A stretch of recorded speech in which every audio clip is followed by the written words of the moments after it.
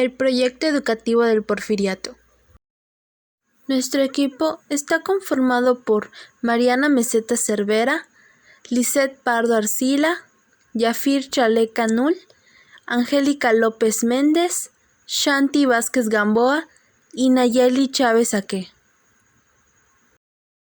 Antes de hablar sobre el Porfiriato, tenemos que saber sobre quién es Porfirio Díaz. Porfirio Díaz nació en Oaxaca en el año de 1830.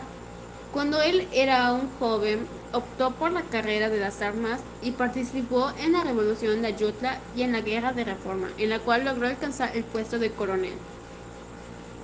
Ahora sí, en el Porfiriato inició el control de las instituciones políticas del país en el año de 1877 y duró alrededor de 13 años hasta 1890.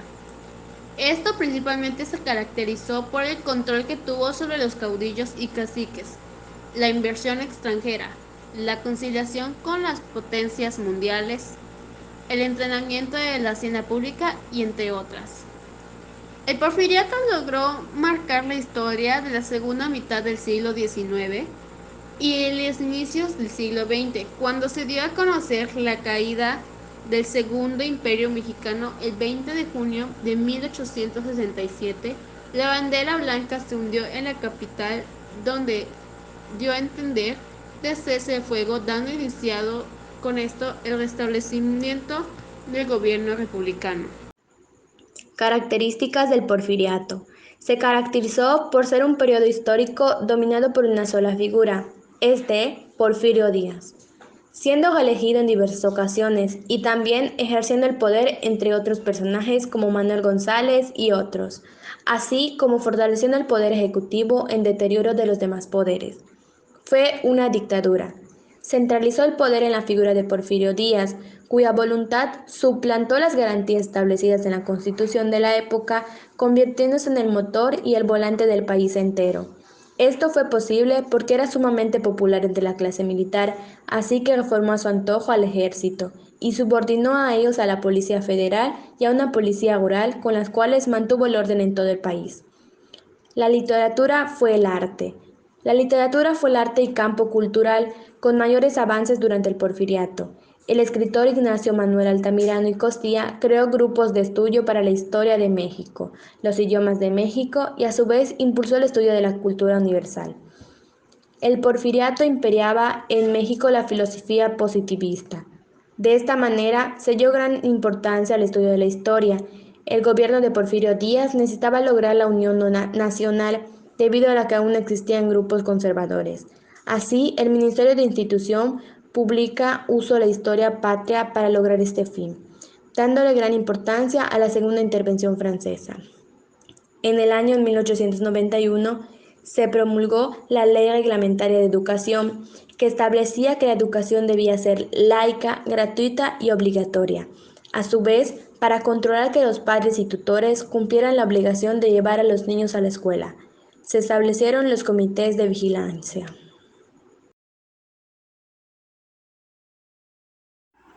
Se establecieron escuelas primarias para la clase de tropa, para la formación de oficiales. Se mejoró el funcionamiento del colegio militar, reformando sus planes de estudio de manera constante de 1879 a 1910. Se creó en 1904 la Escuela Militar de Aspirantes, cuya función sería la formación de oficiales subalternos para las diferentes armas del ejército. También creó la Escuela Práctica Médico-Militar, que abrió sus puertas en 1881. En 1905 se funda la SEP, se crearon escuelas para formar maestros. En 1905 se creó la Secretaría de Instrucción Pública y Bellas Artes con Justo Sierra como secretario de la misma. La Escuela Nacional preparatoria que había sido fundada el 2 de diciembre de 1867.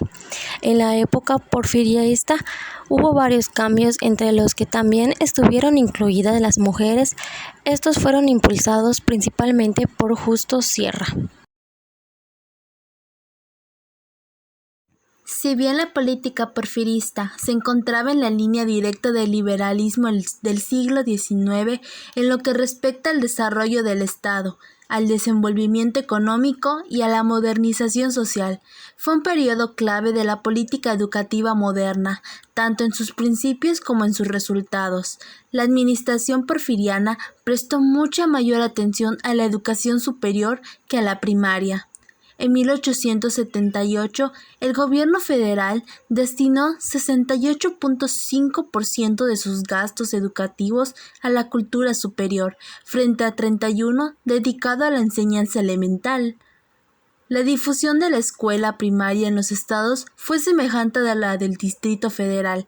Algunos alcanzaron un notable desarrollo en cantidad y calidad, como fue en el caso de Veracruz, Yucatán, Coahuila, Nuevo León y Guanajuato, pero ello no excluyó a otros estados como Puebla, que ocupaba el sitio 16 en 1907 respecto al porcentaje de inscripción y alfabetización.